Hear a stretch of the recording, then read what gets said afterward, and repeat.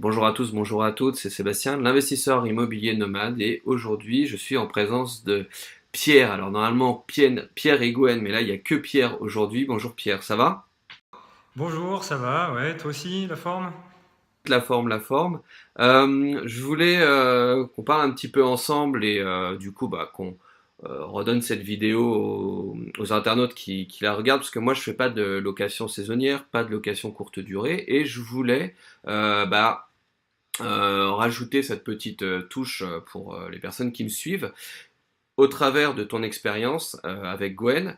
Donc, est-ce que tu peux un petit peu te présenter, enfin vous deux, et où est-ce que vous êtes, enfin dans quel coin de la France vous êtes, et quelle est votre activité concernant le saisonnier? Donc, nous, on est dans la vallée du Rhône, donc dans les zones a priori touristiques, mais pas que ça, loin de là. On s'est un peu lancé dans l'immobilier pour se créer des revenus complémentaires, et puis c'est comme pour tout, on y prend vite goût, et on a cherché un peu ce qui était le plus rentable. Donc, on s'est orienté vers la location meublée, qui correspond bien à notre profil, on va dire, financier. Et moi, j'avais toujours voulu avoir des gîtes. Enfin, j'aime bien voyager, l'hospitalité. Gwen aussi.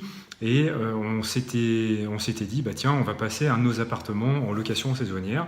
Et depuis, plus ça va, plus on a de plus en plus d'apparts en location saisonnière par rapport à la location nue, parce qu'on y voit quasiment que des avantages. C'est un peu plus de travail, mais c'est vraiment passionnant de rencontrer plein de gens d'horizons différents. Et il y a aussi les inconvénients qu'on n'a pas avec la location saisonnière par rapport à la location nue, par rapport aux locataires. On avait eu une mauvaise expérience avec un locataire, et là en location saisonnière, il reste tellement peu de temps qu'ils n'ont pas vraiment le temps de te saccager ton appart. Donc c'est ça qui nous avait orienté vers la location saisonnière d'une manière générale. Tu as commencé par la location nue, Ouais. ou je sais pas si c'était nu ou peut-être meublé, mais en tout cas pas de courte durée normale, Plus classique, ouais. classique, ouais. Et du coup, tu as évolué là-dessus. Aujourd'hui, vous avez combien de biens? On a 10 biens immobiliers au total, qu'on loue pas tous en location saisonnière, hein. On en loue 4 en location saisonnière, parce que c'est le ratio qui nous convient bien pour l'instant, entre le fait de dégager du temps pour continuer à investir sur d'autres choses, et puis les revenus qu'on a au jour d'aujourd'hui, ça nous convient. On passera peut-être à d'autres locations saisonnières supplémentaires en fonction des projets qu'on pourra avoir, quoi. D'accord. Alors, est-ce que tu peux nous donner du coup quelques astuces, quelques tuyaux pour performer, déjà pour bien se lancer, pour pas faire d'erreurs, mais plutôt que les erreurs, on va plutôt se concentrer sur ce qui est important au départ pour bien commencer. Ce qui est important, c'est comme pour tout investissement immobilier, parce que vraiment, nous, on se place comme toi dans une optique d'investisseur, hein. À la base, on avait même failli se lancer dans le Duflo avant de découvrir qu'il y avait quand même des choses beaucoup plus rentables que ça. Ouais. Mais bon, là, quand on connaît pas les choses derrière, on n'est pas forcément très bon. Donc, le premier truc à envisager, c'est la localisation du bien. Premièrement, et deuxièmement, le prix, ou la capacité de négociation par rapport au prix. La localisation, c'est un peu comme pour un appart classique, c'est-à-dire que voilà, si tu es à côté d'une université, c'est intéressant, à côté des centres-villes, c'est intéressant. Ce qui est important de voir aussi pour une location saisonnière, c'est la proximité avec les transports en commun, qui est encore plus fondamental que pour une location classique, parce que les gens qui vont venir, ils n'ont pas forcément une voiture, ou en tout cas, s'il faut une voiture pour aller à ton appart que tu loues en saisonnier, du coup, tu vas te priver d'une partie de la clientèle. Donc, être proche de la gare centrale ou d'une station de tramway quand tu es dans une grande ville, ça, c'est vraiment un point qui est fondamental, mais qui est aussi fondamental à tout point de vue, hein, pour une location classique. Je pense qu'il faut avoir le même type de réflexe que pour un investissement immobilier normal. Il faut chercher la rentabilité, la bonne négociation, avoir un bien qui est en dessous du prix du marché et un bien qui est bien situé.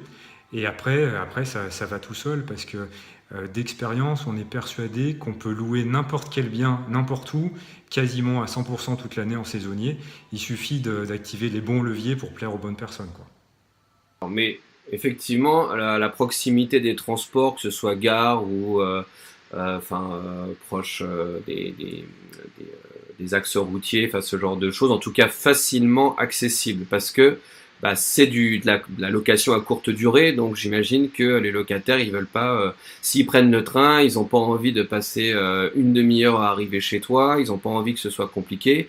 Et puis s'ils viennent en voiture, aussi peut-être une place de parking si c'est possible, selon les demandes. La place de parking, d'ailleurs, c'est des demandes qui sont importantes. Peut-être ça dépend si c'est des logements plutôt pour un type familial.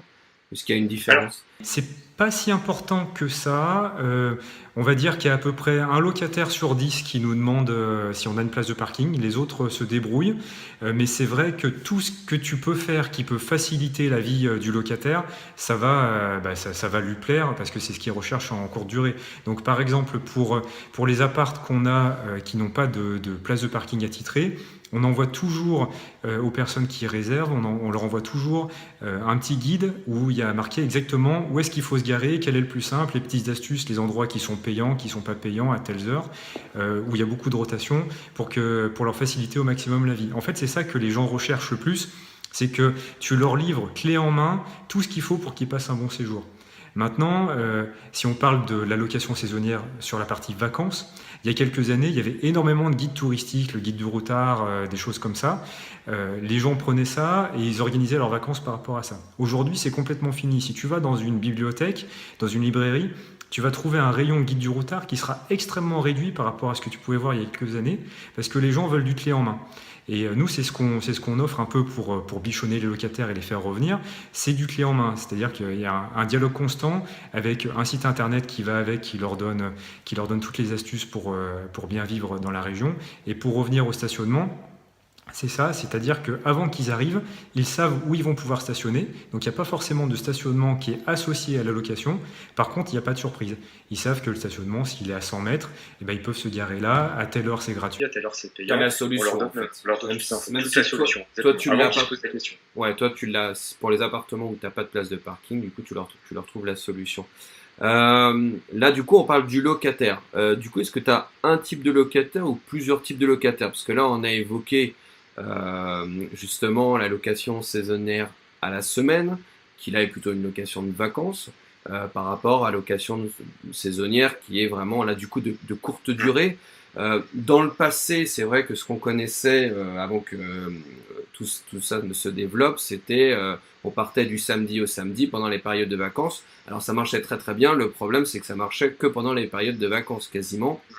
Et encore, il fallait qu'il fasse beau. Si on était à la mer, il fallait qu'il fasse beau. Si on était à la montagne, il fallait qu'il y ait de la neige. Sinon, on perdait ses réservations. Aujourd'hui, les choses ont évolué puisque les gens partent. Enfin, ça fonctionne et pour les vacances, mais aussi pour le reste de l'année. Donc, du coup, est-ce que tu as identifié plusieurs profils et comment est-ce que comment est-ce que tu matches tes biens par rapport à ces profils? Ce que tu soulignes, c'est un point qui est vraiment, vraiment fondamental. Et c'est une erreur que font la plupart des gens qui se lancent dans la location saisonnière. Comme tu le dis, ça a complètement changé depuis quelques années. Maintenant, les locations du samedi au samedi, on voit ça plus que l'été quasiment, parce que les gens restent attachés à ces locations à la semaine. Mais sinon, le reste de l'année, ça a complètement disparu. Il y a de plus en plus de concurrence, un petit peu acharnée dans certains endroits. Et l'erreur principale que font les propriétaires qui n'arrivent pas à remplir toute l'année, c'est justement qu'ils n'ont pas ciblé le locataire qu'ils veulent atteindre. La plupart des gens se disent « Bon, je vais essayer de plaire à tout le monde, du coup, je vais maximiser le nombre de gens qui me voient, et du coup, je vais avoir plein de demandes et je vais pouvoir remplir mon appart toute l'année, ou ma location saisonnière d'une manière générale toute l'année. » Et ce qu'il y a, c'est que ça ne se passe pas comme ça. Il faut absolument... Bon, donc la personne. Exactement. En fait, personne ne se reconnaît dans ton appartement. Voilà, c'est exactement ça. Tout le monde et personne se reconnaît dans ton appart. Donc les gens, ils vont voir ta photo, ton descriptif, ils vont dire ah bah ouais, c'est un appart comme un autre, d'accord, il est pas mal. Et du coup, ils vont aller au prix. Et c'est là que tu rentres dans une guerre des prix qui fait que de toute façon, tu vas plus exister dans quelques mois ou dans quelques années, parce qu'il y aura toujours quelqu'un qui sera là pour louer moins cher que toi. Voilà, il y aura quelqu'un qui aura déjà amorti son bien, qui n'aura pas de crédit dessus. Il y aura la petite mamie qui veut louer, qui s'en fout complètement de louer ou pas louer, du coup, qui veut juste une présence et qui fera un prix imbattable. Et du coup, voilà, tu vas te faire laminer et tu n'arriveras pas à sortir de la concurrence et tu pourras louer que pendant les grandes périodes touristiques, que pendant l'été, d'une manière générale. C'est pour ça qu'il faut identifier les gens que tu cibles. C'est ce qui s'appelle du marketing de niche. Donc nous, c'est un peu ce qu'on met en avant sur notre blog, c'est les aspects marketing qui permettent de louer beaucoup mieux. Il y a des gens qui s'en sortent extrêmement bien en ne diffusant que des annonces en néerlandais, par exemple. Parce qu'il faut savoir que les Néerlandais, les Hollandais, c'est des gens qui sont très communautaires, dans le bon sens du terme, on va dire. Ils aiment bien se retrouver entre eux. Et donc, du coup, nous, pas très loin de chez nous, il y a un Néerlandais qui a acheté une super baraque. Il a divisé en, je crois qu'il y a 12 chambres différentes. Il a mis son annonce en hollandais. Il loue qu'à des Hollandais. Il loue ça à 200 € la nuit, parce que c'est un peu classe. Et il est plein toute l'année, parce que les Hollandais, ils vont vouloir aller chez lui parce qu'ils parlent hollandais. De la même manière, nous, on a un appart où on a mis 4 couchages différents dans un studio. Et donc cet appart, il s'adresse aux familles avec des enfants plutôt en bas âge. Du coup, une famille qui va être en transit ou qui va vouloir passer quelques jours dans notre région, elle va tout de suite tomber sur cette annonce, ou en plus avec un titre qui attire les familles, idéal famille, hein, tout bêtement. Donc du coup, ils vont se dire, ah bah oui, c'est vrai, nous on est 4, s'il faut qu'on réserve une chambre d'hôtel, il va falloir qu'on en prenne 2, sinon les gîtes, ils vont être un peu petits, ils ne sont pas adaptés. Et dans l'annonce, on décline ça au maximum, c'est-à-dire qu'on fournit les caches prises, on peut fournir le lit bébé, on décline ça jusqu'au maximum. Tu joues sur la sécurité et le fait que ton logement coûte moins cher avec 2 adultes et 2 enfants que d'aller dans une chambre d'hôtel où il te faut 2 chambres, mais la chambre des enfants, elle te coûtera le même prix que celle des parents. Or, ils n'ont pas du tout les mêmes besoins et les 2 enfants peuvent dormir dans un espace réduit, quoi. Voilà, le principe c'est ça, mais ça va même plus loin, c'est-à-dire que toi tu abordes directement l'idée du prix, et en fait, ce qu'on fait, c'est que l'annonce s'adresse tellement bien aux locataires cibles qu'on veut, c'est-à-dire qu'ils s'y retrouvent directement. C'est-à-dire, je suis moi-même, hein, avec Gwen, on a 3 enfants en bas âge, donc ça nous parle bien. Quand on se déplace, si on voit une annonce qui s'adresse aux familles, on clique dedans, on voit qu'il y a des équipements pour les bébés, pour les enfants en bas âge, que le propriétaire, il comprend nos besoins de locataires, le prix, on le verra après. C'est-à-dire qu'on va se dire, ah ouais, cette location, elle est vraiment bien. Donc si le prix, il n'est pas complètement déconnant par rapport à notre budget, du coup, on va la prendre, même s'il y a d'autres annonces moins chères à côté. Voilà. C'est ça qui est fondamental de comprendre, c'est que si tu arrives à cibler la personne qui va adorer ton annonce, le prix c'est plus important, et c'est là que tu peux générer de la rentabilité. Parce que si c'est pour avoir l'annonce la moins chère, ben oui, tu vas arriver à louer toute l'année, tu vas avoir une certaine rentabilité, mais si tu arrives à donner envie aux gens de réserver chez toi et que le prix soit accessoire, c'est là que tu fais complètement exploser ta rentabilité. Et nous, on y est parvenu avec nos différents appartements. Par exemple, quand on s'est lancé, on avait regardé un peu la concurrence et on avait vu que l'hôtel le moins cher dans notre zone géographique, il était à 31 € la nuit. Donc nous, on avait mis notre annonce à 29 € la nuit. Donc pour un studio, ça te fait louer un petit studio de 25 mètres carrés, 800 € par mois. Pour notre région, c'est vraiment bien. Toi, à Paris, ça doit te faire rigoler, mais pour nous, c'est vraiment pas mal. Et du coup, on fonctionnait comme ça. Et quand on a vraiment commencé à se différencier et à parler aux cibles qu'on a, donc il y a les familles, mais il y a aussi les gens qui travaillent dans les industries à proximité de chez nous, on parle aussi aux gens qui adorent les animaux. Voilà, on a ciblé les gens qui venaient régulièrement chez nous avec l'expérience. On a ciblé aussi pour les LGBT, parce qu'il y a beaucoup de gays qui viennent dans nos appartes. C'est peut-être la déco qui leur plaît beaucoup. En tout cas, on est très heureux de les accueillir. Du coup, on a complètement changé du jour au lendemain notre politique tarifaire et on est passé de 200 € la semaine à 320. Et on s'est dit, on va voir ce que ça donne. Et du coup, en fait, ça marche aussi bien à 320 qu'à 200. Donc c'est vraiment la preuve que le fait de bien connaître la personne à qui on s'adresse, le client idéal, donc la personne qui adore les animaux, si tu as une annonce qui parle avec les animaux, qui dit il y a un endroit spécifique pour mettre les croquettes, votre animal est le bienvenu, etc., que tu le mets dans l'annonce, que toi, ta photo de profil, tu as un petit chat dans les bras, ou tu vois, tout un tas de petits trucs marketing comme ça. La personne qui a un chien ou un chat, elle est tellement attachée à son chien ou son chat qu'elle va vouloir lui faire plaisir. Du coup, elle va repérer ton annonce et elle va te louer, si le prix reste raisonnable, elle va te louer plus cher que ce qu'elle pourrait trouver à côté. Pour les animaux, en plus d'ailleurs, l'hôtel est un vrai problème pour les propriétaires Ouais, parce qu'ils ne ouais, peuvent ouais. pas. Bon, après, j'imagine que tu fais peut-être attention à la taille des animaux aussi, mais tu disais tout à l'heure que tu avais un appartement, peut-être plusieurs, du coup, qui sont destinés à la location pour des enfants en bas âge. Ça veut dire que Mhm. toi, qui as trois enfants en bas âge, quand tu échanges avec eux, du coup, tu as les mêmes points d'intérêt, les points de sécurité, et vous parlez le même langage. C'est-à-dire quelqu'un vous appelle en disant, bon, bah, ma fille, elle fait pas bien ses nuits, etc. En fait, vous allez discuter ensemble en trouvant des points communs, en disant, bah, Mhm. justement, nous, on a réfléchi l'appartement comme si nous, on devait y aller avec nos trois enfants. Et c'est là qu'il y a aussi une complicité qui se fait et la manière de tourner C'est l'annonce et les photos vont dans ce sens, quoi. Ouais, tu crées immédiatement une relation particulière et un lien de confiance avec les gens. Donc du coup, en moyenne, les gens, ils regardent entre 6 et 7 annonces avant de faire leur choix. Si ton annonce, c'est la seule qui met en avant, si on prend l'exemple des enfants, qui met en avant les enfants, et du coup, ils vont vraiment retenir ton annonce et ils vont y revenir derrière. Et après, on décline ça jusqu'au bout. C'est-à-dire qu'une fois que la réservation elle est acquise, que le client a versé la compte, c'est loin d'être fini parce qu'après, bah, y a tout le quotidien, il y a le bouche à oreille qui fonctionne énormément. Après, ton appart, il va être conseillé, il va avoir un bon commentaire. Et donc tout ça, ça se gagne avec une relation de confiance. Donc par exemple, si je reste sur l'exemple de la famille, la famille qui va réserver un de nos appartes, on va le décliner jusqu'au bout. C'est-à-dire qu'avant qu'ils arrivent, on va leur envoyer par exemple le petit guide sur les 50 activités de la région qu'on peut faire avec les enfants, sur les 20 activités qu'on peut faire quand il fait mauvais, où on sait que voilà, c'est la galère, tu passes des vacances, t'arrives, c'est juste la semaine où il fait pas beau, qu'est-ce que je fais de mes gamins dans un studio, c'est quand même super galère.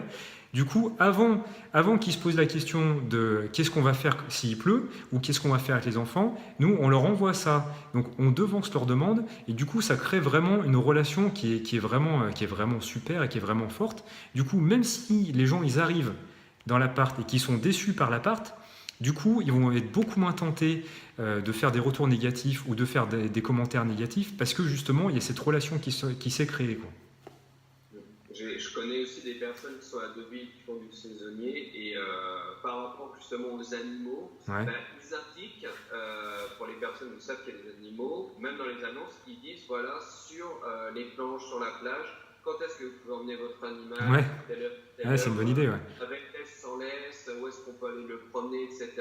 Et du coup, ben, ça favorise l'échange. En fait, on trouve le point d'intérêt et autour de ça, on va créer la relation avec les personnes, quoi. En plus, à Deauville, ouais, c'est vraiment le type de, c'est vraiment le type de client qu'on peut avoir et qui peuvent avoir un fort pouvoir d'achat. Ouais. Donc c'est une bonne cible, effectivement, ouais, c'est clair. Ah ouais, tout à fait. Ok, est-ce que tu as d'autres choses? Si, si, attends, je voudrais parler de quelque chose. Tu me dis que vous êtes en couple et que vous avez trois enfants. Vous faites comment Ouais. pour gérer les locations? Parce que on a quand même tendance, et l'idée qu'on s'en fait, c'est que c'est quand même très chronophage. Qui travaille encore? Est-ce que vous travaillez? Est-ce que vous avez arrêté? Est-ce que vous dédiez complètement à ça? Comment ça se passe? Parce que, bon, bah, c'est super d'avoir tous les trucs et astuces, mais après, la question, c'est comment on vit à côté. Ouais, bah c'est une question qui revient très très souvent quand on nous fait des commentaires sur le blog Eldorado Imo. Euh, Comment est-ce que vous faites pour vous organiser? Bah, en fait, déjà, la première réponse, c'est que quand on veut, on peut. Et je pense que c'est valable pour beaucoup, beaucoup de choses. Quand tu es motivé pour faire quelque chose, bah, tu arrives toujours à trouver le temps de le faire. Et après, bah, c'est une organisation au quotidien. Si Gwen, elle est pas à mes côtés à l'instant présent, bah, c'est que justement, elle est au travail en horaire un petit peu décalé, et du coup, ça lui permet de s'organiser par rapport à ça. Par rapport aux locations, on a vraiment automatisé un maximum de choses, c'est-à-dire qu'on n'a absolument pas besoin d'être présent quand les locataires arrivent. Ce que je t'expliquais tout à l'heure sur le fait d'envoyer des documents à l'avance, de dialoguer à l'avance, ça fait que les gens ils ont l'impression de nous avoir vus même sans nous avoir vus. Donc c'est vrai que plus ça va, moins on rencontre les gens. Quand on rencontre les gens qui louent nos apparts, c'est vraiment le plaisir. Tu devances les demandes, tu es très proactif en fait Ouais. sur le déroulé du séjour, l'entrée dans les lieux et tout, quoi. Donc les gens ils Et savent déjà à l'avance à quoi s'attendre et ce qui va se passer. Ah ouais, et en fait, il y a une astuce toute bête aussi, c'est que je compile toutes les questions des locataires dans un document. Et j'appelle ça une FAQ, tout bêtement. FAQ de l'appart, voilà, de tel appart. Et du coup, toutes les questions que j'ai sur cet appart, je les compile. Et je l'envoie systématiquement aux locataires avant qu'ils arrivent. Et si quelqu'un m'a déjà posé la question, c'est que c'est une question qui peut parler à beaucoup de gens. Et donc, du coup, voilà, on devance les demandes des gens. Et encore une fois, ça crée une relation de confiance. Ça permet de vraiment bichonner les locataires. Et du coup, ce qui revient énormément dans les commentaires qu'on reçoit, c'est que les gens nous recommandent auprès de leurs amis parce que ils nous considèrent un peu comme des amis, même ceux qui nous voient pas. Même ceux qui nous voient pas. Donc du coup, on externalise ça. Pour l'entrée dans l'appart, on a un système de boîtier à clé qui fait qu'on n'a pas besoin d'être présent. Donc il y a beaucoup de choses automatisées, y compris les réservations.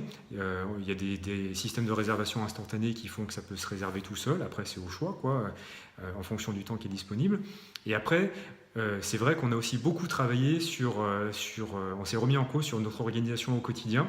Alors ça, c'est chacun qui s'organise comme il veut, hein. Mais par exemple, la télé, moi, ça fait plusieurs années que j'ai complètement arrêté de regarder la télé. Les mails, j'ai des systèmes de filtres. Il y a beaucoup de mails qui partent dans les spams. Je lis que ce qui m'intéresse. Je réponds qu'à ce qui m'intéresse. Au niveau des informations, je regarde aussi que ce qui m'intéresse. Je ne me laisse pas verser à longueur de journée sur ça. J'essaye d'être extrêmement efficace dans tout ce que je fais.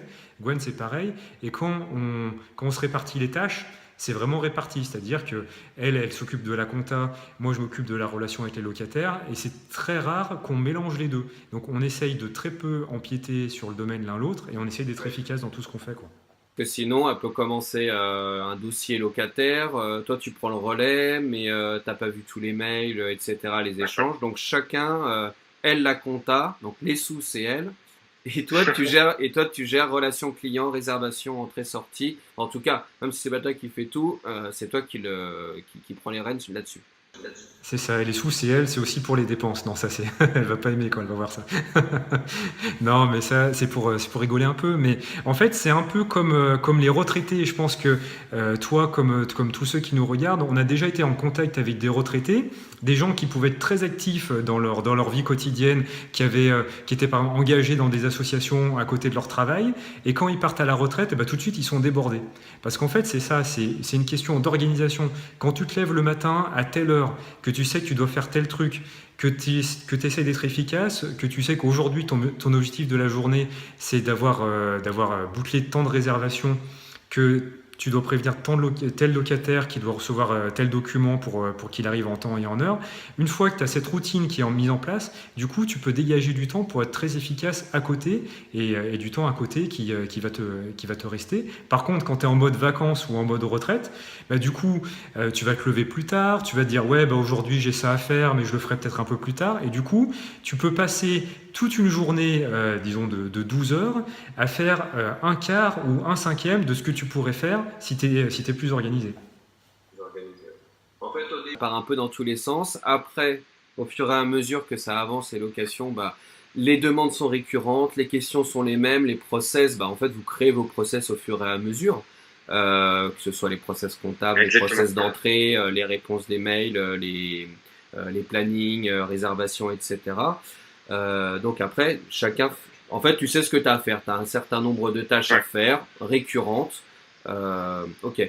Est-ce que du coup, c'est quelque chose qui, pendant les vacances, si vous avez besoin de vous extraire, est-ce que vous pouvez le gérer à distance, en partie, en totalité? Comment ça se passe? Alors ça peut se gérer en totalité à distance, parce qu'on ne travaille pas tout seul, hein. On a aussi deux personnes de confiance qui nous aident, notamment pour le ménage ou des petites réparations. Donc c'est des gens aussi qui ont un très bon relationnel, avec qui on s'entend très bien. Et donc du coup, en cas de problème, ils peuvent intervenir sur les appartes si on n'est pas là.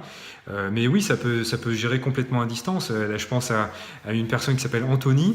On a discuté ensemble il y a pas très longtemps. Lui, il habite en Thaïlande et il gère 2 apparts en location saisonnière à Paris. Donc j'aime mieux te dire que s'il y a un problème, faut bien que ça se gère à distance. Et donc c'est ça, il a tout automatisé. Donc lui-même jusqu'aux réservations, donc il a tout en réservation instantanée, donc il voit même pas les réservations. Et après, il a quelques personnes de confiance. Il a un chauffeur Uber qui va même chercher les gens à l'aéroport. Enfin voilà, il s'est organisé comme ça. Peut-être juste préciser ce que c'est la réservation instantanée. Ouais, effectivement, tu as raison. Ouais. Juste, Ouais, non, mais tu as raison, parce que des fois, on se laisse un peu emporter. Mais voilà. Donc en fait, il y a deux types de réservations. Premièrement, le client est intéressé et il donne une option, il veut réserver et toi tu dois répondre. Bah, en gros, quand tu te connectes. Donc c'est sûr que si tu es en Thaïlande, bon, moi je connais bien le truc, il y a entre 5 et 6 heures de décalage horaire. Donc il suffit que ce soit demandé en fin de soirée en France pour que ça tombe en fait dans la nuit ou qu'il soit 5 heures du matin en Thaïlande. Donc effectivement, celui qui répond dans les 10 minutes, il n'a pas le même pas le même résultat que celui qui répond 4 heures plus tard. Et donc, il y a la réservation instantanée, tu peux peut-être en parler. Donc en fait, c'est le client peut réserver sans ton accord. C'est-à-dire que du moment que la plage de date qui l'intéresse est libre dans ton calendrier, il clique dessus et immédiatement c'est réservé, la somme est bloquée sur son compte et c'est parti.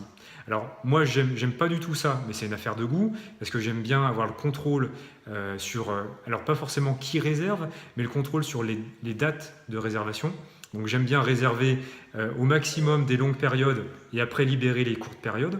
Donc du coup j'aime bien valider les réservations, mais c'est vraiment une tendance lourde dans le monde de la location saisonnière, c'est de développer au maximum les réservations instantanées. Est-ce que tu peux sur certains sites débloquer le mode réservation instantanée que pour certaines périodes ou pas? Typiquement, est-ce que tu peux pour les 15 prochains jours tout le temps valider les trous qui restent dans ton planning en instantané et le reste pas ou... En automatique, ça n'existe pas. Il faut que tu le fasses un minimum manuel. Ce qu'on fait beaucoup sur des sites qui marchent très très bien en instantané, c'est qu'on bloque toutes les réservations. Donc on met aucune date disponible. Et en fonction des trous qu'on a, on débloque les trous et ça se réserve en instantané sur ces trous-là uniquement. D'accord, ok. Bon, en général, c'est sur on voit un maximum un mois. Ouais. Ouais. Mais il y a beaucoup de réservations en dernière minute, ça fonctionne énormément en dernière minute. Ouais. Ouais, ça c'est sûr. Eh bien écoute, merci beaucoup Pierre pour nous avoir donné tous ces conseils. Est-ce que tu peux redonner du coup ton site? Parce que s'il y a des personnes si vous avez besoin de plus d'informations, Pierre, c'est à toi. Alors le site c'est www.eldorado-immobilier.com. Pourquoi Eldorado Immobilier? Parce qu'on a commencé à s'intéresser dans l'immobilier. On a fait comme beaucoup de gens, on a regardé les dispositifs de défiscalisation et en fait il y a beaucoup mieux, il y a infiniment mieux. Acheter dans l'ancien, meublé, que ça soit en courte durée ou pas en courte durée, c'est vraiment l'Eldorado pour tous ceux qui payent des impôts. Et après en nu, c'est aussi l'Eldorado pour tous ceux qui font un peu de déficit, des choses comme ça. Donc le site Eldorado Imo, il est né de quoi? En fait, c'est surtout sur du marketing pour louer plus. L'objectif, c'est de vous permettre de louer 100% toute l'année, avec énormément de tutoriels qui sont totalement gratuits en libre accès. Et après, on a des programmes de formation pour ceux qui veulent aller plus loin et passer au niveau supérieur. Voilà un petit peu le résumé. Ok, écoute, merci. Que je précise aussi, c'est que vous avez quand même une dizaine de biens qui est à la location. Ça veut dire que Gwen et Pierre, ils n'en sont pas à leur coup d'essai, quoi. Ils sont pas en train de vous expliquer quelque chose, qu'ils viennent juste de tester. Le process, il a pris du temps, il roule maintenant. Donc, si vous avez des questions, voilà, vous allez les voir, vous les contactez, vous allez sur le site. Merci beaucoup Pierre pour toutes ces infos. Moi, j'en ai appris vraiment pas mal. Et puis, ça permet aussi de voir que on a beau être un couple avec 3 enfants en bas âge, ça marche. Qu'on peut partir en vacances, que tu as donné l'exemple de la personne qui était en Thaïlande et qui déléguait vraiment à une échelle très importante, puisque voilà, quand on n'est pas dans la ville, quand on vit vraiment ailleurs dans un autre pays, c'est plus compliqué avec même un décalage horaire. Merci beaucoup Pierre et je te dis à une prochaine pour une vidéo et puis je te souhaite bonne chance, bon courage pour tout le reste de tes investissements immobiliers. Ça marche, au plaisir, et puis bah, de même pour toi. Merci, ciao. Ciao.